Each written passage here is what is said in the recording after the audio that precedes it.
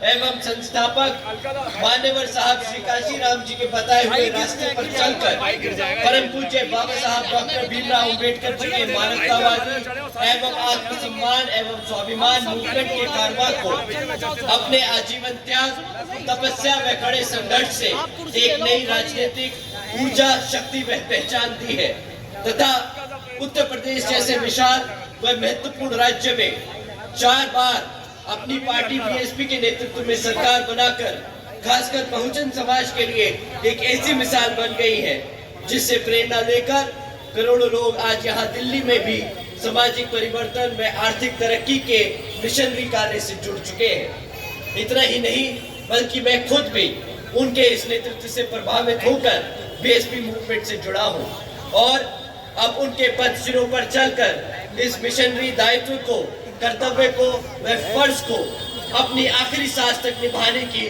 पूरी कोशिश करता रहूंगा। यहाँ जो बैठे हैं उन सब से पूछना चाहूंगा कि अगर हम एजुकेशन की बात करें तो आपको दिल्ली की जनता को केजरीवाल ने क्या दिया? केजरीवाल की सरकार ने पिछले 10 साल से यहाँ पर खूब वादे करे। उन्होंने कहा कि हम वर्ल्ड क्लास एजुकेशन देंगे, 20 नए कॉलेजेस खोलने का भी वादा किया था और दूसरी तरफ हकीकत में क्या किया? दूसरी तरफ 9th में फेल हुए बच्चों को जबरदस्ती ओपन स्कूलिंग बोर्ड में डाल दिया जाता है। जहां पे हमारे बच्चे पास हो या फेल हो, केजरीवाल जी की सरकार को कोई फर्क नहीं पड़ता, क्योंकि ओपन स्कूलिंग में डालने के बाद ये बच्चे केजरीवाल जी की जिम्मेदारी नहीं होते, परंतु इन बच्चों को केजरीवाल जी अपनी सरकार में ट्रांसफर स्टूडेंट्स दिखाकर, उन्हें फेल ना बताकर ट्रांसफर स्टूडेंट्स दिखाकर अपना रिपोर्ट कार्ड ठीक जरूर कर लेती है। सच तो ये है कि 40% से ज्यादा बच्चे जो 9th में फेल होते हैं, एक बार जो फेल हो जाए उसके बाद शिक्षा के क्षेत्र में उनको आगे बढ़ने के लिए बहुत कम मौके मिल पाते हैं। साथियों, आप सभी जानते हैं कि इन सरकारी स्कूलों में किस समाज के बच्चे ज्यादातर पढ़ते हैं और जब 9th में फेल होते हैं और शिक्षा के क्षेत्र में पीछे रह जाते हैं तो किसका समाज सबसे ज्यादा इससे नुकसान खाता है? यही केजरीवाल की सच है, सोच है साथियों, सोची समझी साजिश है हमारे समाज के बच्चों को आगे बढ़ने से रोकने की, क्योंकि वो जानते हैं कि अगर हमारे समाज के बच्चों को, हमारे समाज के बच्चे अगर पढ़ लिख जाएंगे तो अपने हकों के लिए भी लड़ने की शिक्षा, अपने हकों के लिए लड़ने की क्षमता भी रखना समझ जाएंगे। साथियों, यही इनका अकेला झूठलौता झूठ नहीं है जो इन्होंने बोला कि वर्ल्ड क्लास एजुकेशन देंगे। इनका दूसरा झूठ कि हम दिल्ली में युवाओं को रोजगार देंगे। केजरीवाल जी ने 2014 में वादा किया था कि दिल्ली में 8 लाख से ज्यादा नौकरियां देंगे, फिर दोबारा 2022 में उन्होंने वादा किया कि हम 20 लाख से ज्यादा नौकरियां देंगे। और केजरीवाल का सच क्या है? मात्र 12,000 नौकरियां। पिछले 11 सालों में सिर्फ मात्र 12,000 नौकरियां दी हैं केजरीवाल ने। साथियों, इतना ही नहीं बल्कि जो दिल्ली में सरकारी की जो पक्की नौकरियां हुआ करती थी वो आज 40% से ज्यादा कॉन्ट्रैक्चुअल जॉब्स बना दी गई है। इनका साथियों, अब आप सब जानते हैं कि पक्की नौकरी दे नहीं रहे और जो पहले से पक्की नौकरियां थी उनको कॉन्ट्रैक्चुअल यानी कच्ची नौकरियां बनाकर आपके आरक्षण को खत्म करने की कोशिश की गई है। हमारे बच्चों को पढ़ाने से रोका गया, हमारे युवाओं को रोजगार से रोका गया, हमारे जो पक्की नौकरी में लगे हुए युवा थे, लोग थे, उनको कॉन्ट्रैक्चुअल जॉब्स कर उनसे आरक्षण छीनने की कोशिश की गई। साथियों, इतना ही नहीं, इनका तीसरा सबसे बड़ा झूठ, इन्होंने कहा दिल्ली को सिंगापुर बना देंगे। पिछले 10 सालों में यहाँ इन्होंने बहुत गीत गाए कि हम दिल्ली को सिंगापुर बना देंगे, दिल्ली को सिंगापुर बना देंगे। ना दिल्ली को आज तक पीने का साफ पानी मिल पाया, ना दिल्ली को आज तक साफ हवा मिल पाई, ना दिल्ली को आज तक अंडरग्राउंड वायर्स मिल पाई, ना आज तक दिल्ली को पक्की सड़कें मिल पाई। जब बारिश के मौसम में पूरा दिल्ली डूब जाता है तब केजरीवाल जी जनता का ध्यान भटकाने के लिए दिन भर बयानबाजी करते हैं कि मैं दिल्ली को सिटी ऑफ लेक्स बना दूंगा। पर साथियों, हकीकत तो ये है कि दिल्ली सिटी ऑफ लेक्स नहीं है, Delhi city of pot holes है। दिल्ली में एक सड़क नहीं जहां पे गड्ढा ना हो। यही है केजरीवाल का विकास पिछले 11 साल का। साथियों, अगर आप इनसे काम पे, विकास पे, रोजगार पे, बच्चों की शिक्षा पे सवाल करेंगे तो ये अपनी जिम्मेदारियों से पल्ला झाड़ने के लिए सबसे पहले बोलेंगे, अरे हमें तो एलजी काम नहीं करने देता। हम पूछते हैं, अगर तुम्हें एलजी काम नहीं करने देता, तुम्हें अगर सरकार में रहकर सरकार से काम लेना नहीं आता तो सरकार छोड़ देनी चाहिए इनको।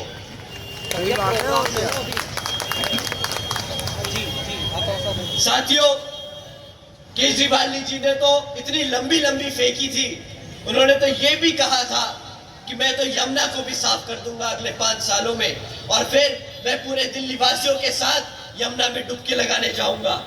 और आज आप सब जानते हैं यमुना का क्या हाल हो रखा है।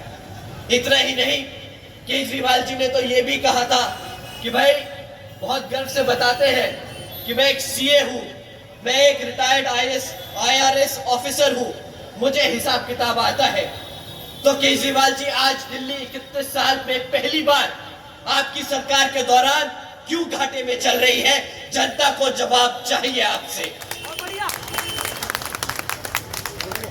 साथियों, इन्होंने सिर्फ एक वादा पूरा किया, मुफ्त में बिजली देने का, परंतु उसका सच भी मैं आप लोगों के सामने रखना चाहता हूं। वो 200 यूनिट बिजली जो केजरीवाल ने मुफ्त में दी, उसकी कीमत मात्र 200 रुपए महीना है।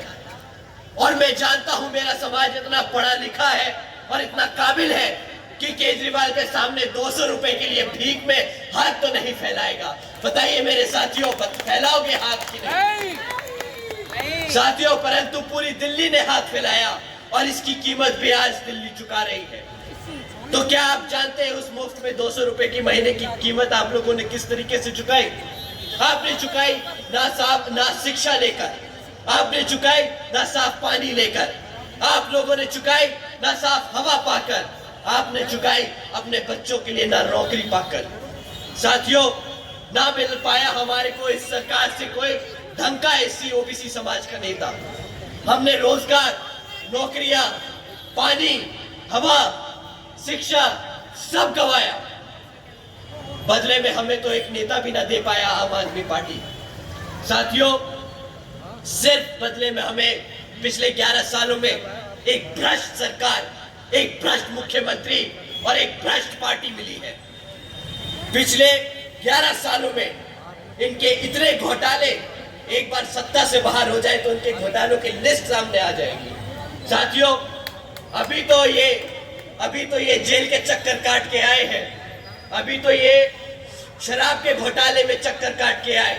इन्होंने कहा था मोहल्ले, गली गली, मोहल्ले मोहल्ले में स्कूल, चिकित्सालय खुलवाएंगे, पर खोला क्या? खोला क्या? ठेके। ये है केजरीवाल की असली नीयत, और सुप्रीम कोर्ट ने सही किया इसके साथ, उठा के जेल में ठोक दिया पूरी सरकार को। साथियों, अभी तो सिर्फ शराब के घोटाले में अंदर गए हैं, अभी एक बार सरकार से निकल जाने दो इन्हें, फिर मोहल्ला क्लिनिक के घोटाले भी खुलेंगे इनके। सरकारी स्कूलों को जो ये औने पौने दामों में इन्होंने हमारी सरकार के, हमारे टैक्स पेयर के पैसे ऐंठे हैं सरकारी स्कूल के नाम पर, वो घोटाला भी अभी इनके सामने खुलेगा।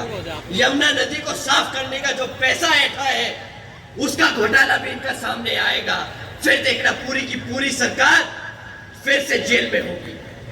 साथियों, इस देश में केजरीवाल से बड़ा कोई भ्रष्ट नेता नहीं और आम आदमी पार्टी से बड़ी कोई भ्रष्ट पार्टी नहीं।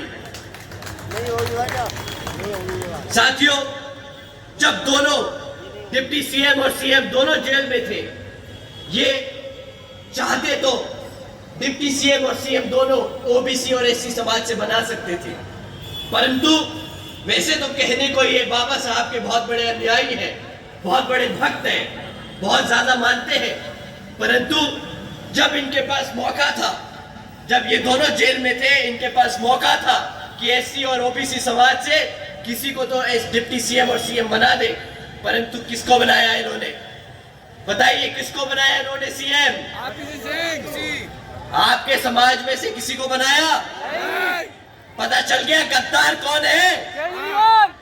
गद्दार कौन है? गद्दार कौन है? गद्दार कौन है? साथियों, सच तो ये है कि केजरीवाल खाली गद्दारी नहीं, देश का सबसे बड़ा दलित और पिछड़े समाज का विरोधी है। साथियों, आज मैं आप सबके बीच में कहता हूं, केजरीवाल एससी ओबीसी विरोधी है, आरक्षण विरोधी है, बाबा साहब विरोधी है, क्योंकि ये वो केजरीवाल की ही पार्टी है जिसने सुप्रीम कोर्ट में एससी एसटी रिजर्वेशन में सब क्लासिफिकेशन की याचिका लगाई थी। और साथियों, मैदान में तो केजरीवाल के साथ साथ बीजेपी और कांग्रेस भी है, परंतु आप इनके झूठे वादों से सावधान रहिएगा। बीजेपी और कांग्रेस दोनों की सरकारें कई राज्यों में चल रही हैं, और अगर आप इनसे इनके काम के बारे में पूछेंगे, यहाँ पे तो बहुत लंबे चौड़े वादे करेंगे आपसे, परंतु आप इनसे इनके काम पूछेंगे, भाई दूसरे सरकारों, दूसरे राज्यों में जो इनकी सरकारें चल रही है वहां पे क्या काम किया, तो इनके पास सिर्फ और सिर्फ मुंह पे चुप्पी साधने के अलावा और कुछ नहीं होगा। इन्होंने एक काम नहीं किया आपके समाज के लिए। ये अगर बोल सकते हैं तो सिर्फ बोलेंगे हमसे मुफ्त में राशन ले लो, हमसे मुफ्त में बिजली ले लो, हमसे मुफ्त में पैसा ले लो, पर कभी भी आप लोगों को मुफ्त में शिक्षा देने की या आपको मुफ्त में रोजगार देने की बात नहीं करेंगे। हमारे सभी यहाँ पे माँ बाप जानते हैं कि यहाँ पे सरकारी नौकरी लेने के लिए ये लोग कितनी कितनी घूस खाते हैं। यहाँ पे ईमानदारी से बच्चा अगर पेपर पास कर कर नौकरी में नंबर लगाने पहुंच जाए तो उसको नौकरी नहीं मिलती। पहली बात कि पिछले 10 सालों में इन्होंने तो कोई रोजगार दिया नहीं। दूसरे राज्यों में भी आए दिन पेपर लीक की खबरें आती रहती है, तो वहां पर भी रोजगार नहीं मिलता। साथियों, बीजेपी के तो ये हाल हो गए कि केंद्र की भाजपा के सरकार को जे कॉलोनी की जो चुनावी दौर में याद आती है, वो इतनी ज्यादा बेशर्मी की हद पार कर दी है, वो आप सबके सामने मैं रखना चाहता हूँ। पिछले 5 सालों से कहां थे ये जे कॉलोनी के लोगों के लिए फ्लैट्स? आज प्रधानमंत्री जी जब चुनाव सर पर है तो हमारे जे कॉलोनी के बच्चों लोगों के लिए फ्लैट्स बांटते फिर रहे हैं। पिछले 5 साल से कहां थे ये फ्लैट्स हमारे लोगों के लिए? आज चुनाव में वोट चाहिए हमारे समाज का, तो इन्हें आज हमारे लोग याद आते हैं। आज चुनाव सर पर है तो इन्हें झुग्गी झोपड़ियां दिख रही है। परंतु साथियों, आप सब भूलना मत कि पिछले 5 साल में इन्होंने आपको सिर्फ धोखा देने का काम किया है। आपको गंदा पानी, साफ पानी देने का काम किया। जब यहाँ पर गर्मी में टैंकर आपके घर कॉलोनियों में आता है और पानी देने के लिए आपको पैसा देना पड़ता है, तब कहां जाती है भाजपा की सरकार और कहां जाते हैं उसके विधायक? जब यहाँ पर दिल्ली में आपके घर के सामने आपकी सड़कें डूबी होती है और आप अपने घर से निकल नहीं पाते, तब कहां जाती है भाजपा की सरकार और कहां जाते हैं इसके विधायक? तब क्यों नहीं निकलती इनकी आवाज केजरीवाल के खिलाफ? साथियों, इस बारी चुनाव में आप लोगों को भाजपा से, कांग्रेस से और आम आदमी पार्टी से सतर्क रहना होगा। ये सिर्फ मोटे झूठे हवाई वादे करने जानते हैं, परंतु जमीनी स्तर पर काम करना नहीं। कांग्रेस की बात तो करना ही बेकार है। ये दोनों भाई बहन जोड़े में फैशन आजकल खेलने में बहुत बिजी है। एक नीली टी शर्ट पहनता है तो एक नीली साड़ी पहन के निकल पड़ता है। परंतु जब आप इनसे सवाल करोगे कि भाई तुमने हमारे बाबा साहब को पिछले 70 सालों में एक बार भी सम्मान देने का काम किया, तो दोनों के दोनों चुप्पी साथ जाएंगे। इनसे कभी आप पूछिए कि भाई तुम्हारी तो दूसरे राज्यों में सरकारें चल रही है, वहां पे तुमने हमारे समाज के लिए क्या किया? तो वहां पर भी ये दोनों लोग अपना मुंह बंद रख लेंगे, क्योंकि इनसे ना दूसरे राज्यों में हमारे समाज को सम्मान दिया गया, ना ही हमें दिल्ली में दे पाएंगे। ये दोनों ही पार्टियां एक ही सिक्के के 2 पहलू है साथियों। ये दोनों ही पार्टियां हमारे बाबा साहब को कभी भी सम्मान नहीं दे पाएंगी। कांग्रेस कभी भी केंद्र में जब सत्ता में थी तब उसने सम्मान नहीं किया, और जब बीजेपी ने, और हम सब ये जानते हैं, बीजेपी ने पूरे देश में आग लगा दी थी जब आदरणीय बहन कुमारी मायावती जी और मान्यवर साहब श्री काशी राम जी के संघर्षों से बीएसपी ने बाबा साहब को भारत रत्न दिलवाया था। साथियों, ये बात हम ना भूले हैं और ना कभी भूलने देंगे। ये वही भाजपा है जिसने पूरे देश में आग लगा दी थी जब बाबा साहब को भारत रत्न मिला था। साथियों, एक तरफ ये आम आदमी पार्टी, बीजेपी और कांग्रेस जैसी पार्टियां हैं जो हमारे समाज को दबा के रखना चाहती है, और दूसरी तरफ आपकी अपनी पार्टी बीएसपी जो हमारे समाज के साथ साथ गरीबों, शोषितों, वंचितों और पिछड़े समाज को एक सम्मानजनक जिंदगी जीने का मौका देना चाहती है। आदरणीय बहन कुमारी मायावती जी के नेतृत्व में बीएसपी ने कई हवाई वादे नहीं किए। आदरणीय बहन जी ने हमेशा काम करके दिखाया है। जिस तरीके से अगर आप यहाँ दिल्ली में बहुजन समाज पार्टी को समर्थन कर सत्ता में बिठाएंगे, उसी तरीके से यहाँ पर भी दिल्ली में बहुजन समाज पार्टी आप लोगों के लिए काम करेगी। जैसा आदरणीय बहन जी ने सावित्रीबाई फुले बालिका शिक्षा योजना चलवाई थी, जिसके तहत 7 लाख से ज्यादा बच्चियों को 12वीं तक की शिक्षा प्राप्त करने के लिए 600 करोड़ से ज्यादा की लागत इन बच्चों को अपने पैरों पर खड़ा कर एक उज्जवल भविष्य देने के लिए खर्ची गई। इतना ही नहीं साथियों, आदरणीय बहन जी ने अपने शासनकाल में यूपी में 6 engineering colleges, 2 homeopathic colleges, 24 polytechnic colleges, 2 paramedical colleges, 6 universities, 200 से अधिक इंटर डिग्री कॉलेजेस, 100 से अधिक ITI, 550 से ज्यादा हाई स्कूल और 5,500 से अधिक प्राइमरी स्कूल्स बनाने का काम किया था। साथियों, अगर आप केजरीवाल को बताओगे ना इतना काम हुआ है 5 साल में, तो उसकी आंखें फटी की फटी रह जाएंगी और चश्मा भी गिर जाएगा, क्योंकि बेचारे को काम करने की आदत नहीं, मुफ्त में दारू बांटने की आदत है ना, तो बेचारा रात को पीता होगा, सुबह भूल जाता होगा। जो 12,500 नौकरी दी इसने 11 सालों में, उसे मैं आज गिनवाना चाहता हूं कि अगर काम करने की नियत हो तो आदरणीय बहन कुमारी मायावती जी ने किस तरीके से नौकरी दी है। 90,000 से अधिक शिक्षकों को भर्ती किया था, 1 लाख से अधिक सफाई कर्मचारियों को भर्ती किया था, 2 लाख से अधिक जवानों को पुलिस फोर्स में भर्ती किया था और 30 लाख से अधिक सभी अपर कास्ट समाज के बच्चों को सरकारी रोजगार दिया था। ये होता है काम करने का मन। जब दिल में मन में इच्छा हो करने की, तब मायावती जी ने करके दिखाया।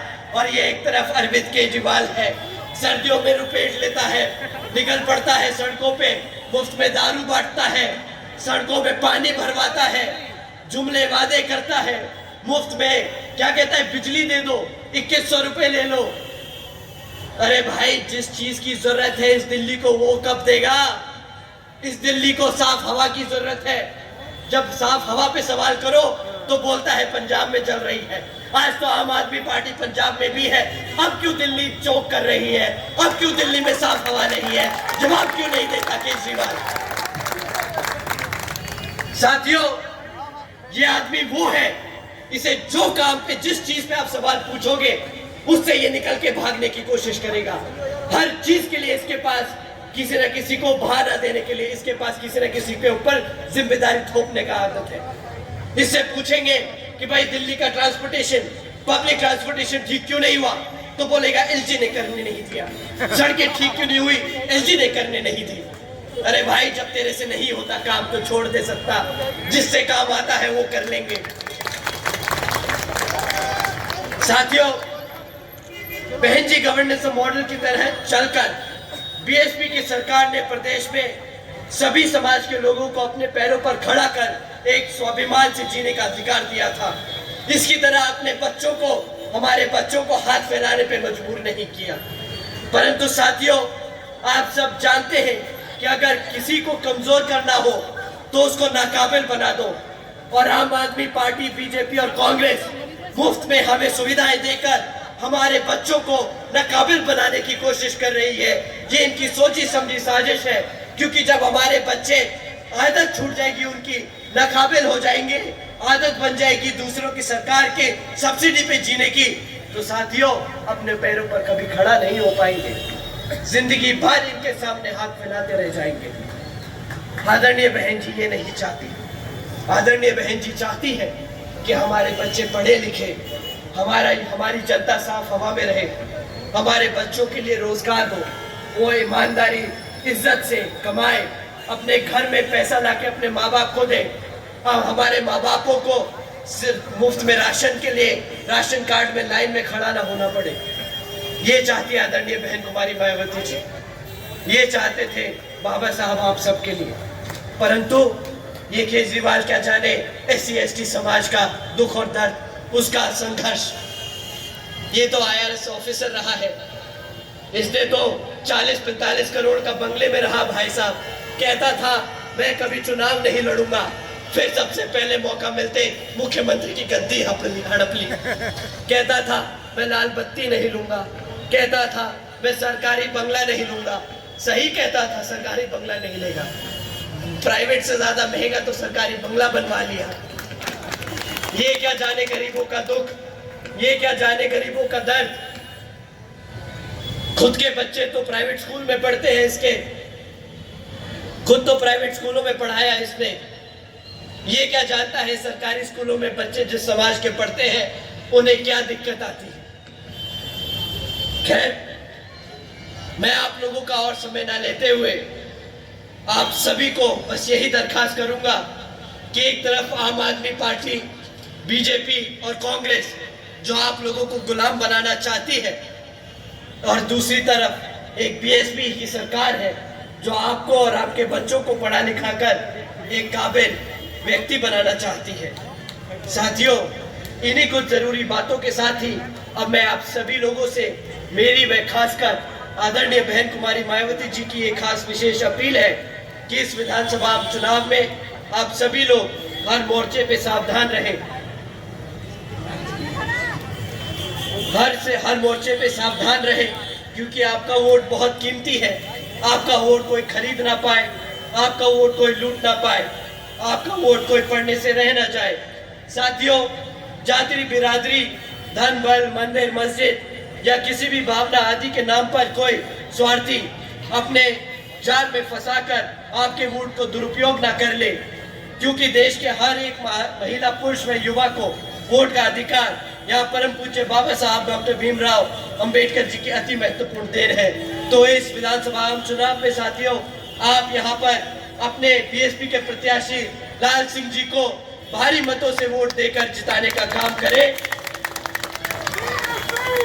साथियों, समय आ गया है कमर कसने का, सत्ता छीनने का और अपने आप को सत्ता की गद्दी पे बिठाने का। जय भीम, जय भारत। साथियों, इन्हीं के साथ साथ मुस्तफाबाद से हमारे प्रत्याशी अशोक अंबेडकर जी भी बड़ी जमजारी से यहाँ पे चुनाव लड़ रहे हैं। तो आपसे यही विनती है कि इनको आप भारी मतों से जिताने का काम करें। इस विधानसभा चुनाव में आप हाथी के सामने वाला बटन दबाकर यहाँ पर अपने प्रत्याशी को जिताए और अपनी आदरणीय बहन कुमारी मायावती जी के हाथ मजबूत करने का काम करें। यहाँ पर सीलमपुर से हमारे दीपक जी भी बहुत मेहनत से लड़ रहे हैं, तो उन्हें भी आप लोग पूरी ईमानदारी से वोट देकर जिताने का काम करें। जय भीम, जय भारत।